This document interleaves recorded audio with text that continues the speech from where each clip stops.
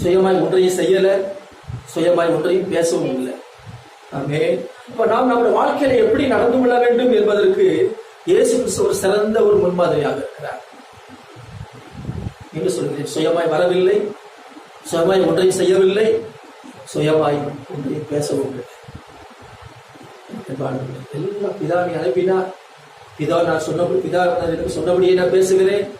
பிதா என்ன செய்ய சொல்றோம் அதை தான் செய்கிறேன் என்று சொல்கிறார். சோத்திரம். நான் சுயமாய் ஒன்றும் செய்கிறது இல்லை. சோத்திரம். யோவான் 5:30 சொல்லப்பட்டிருக்கிறது, நான் என் சுயமாய் ஒன்றையும் நான் செய்கிறது இல்லை. என்ன கூட சுயமா செய்ய மாட்டார். அல்லேலூயா.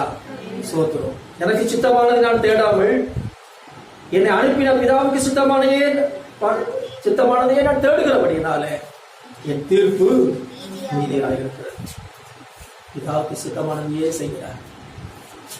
எதை செய்தால் என்னது? பிதாவின் சித்தம். அது மாத்திரமல்ல, பிதாவானவர் செய்ய குமாரன் காண்கிறது எதுவோ அதே என்று வேறு ஒன்றையும் தாமாக செய்ய மாட்டார். 19 வாசிக்கிறோம். அப்படி எடுத்து நீங்க வாசிக்கிறீங்களா? யோவான் 5:19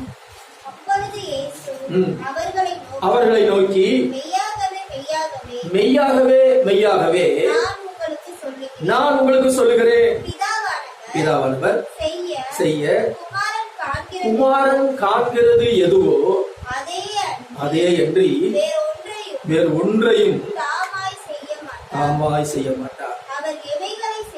அவர் எவைகளை செய்கிறாரோ அவர்களை குமாரனும் அந்தபடியே செய்கிறார். பிதாவானவர் என்ன செய்து அவருக்கு காண்பிக்கிறாரோ அதைத்தான் அவர் செய்வார்.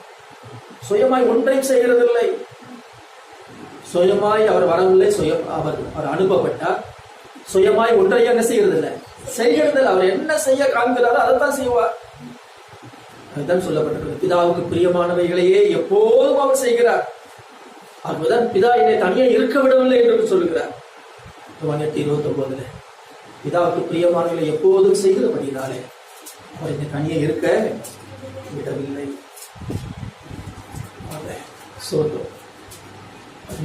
சுயமாய் ஒன்றையுமே பேசவில்லை. நம்ம சுயமாய் ஒன்றையும் பேசவில்லை.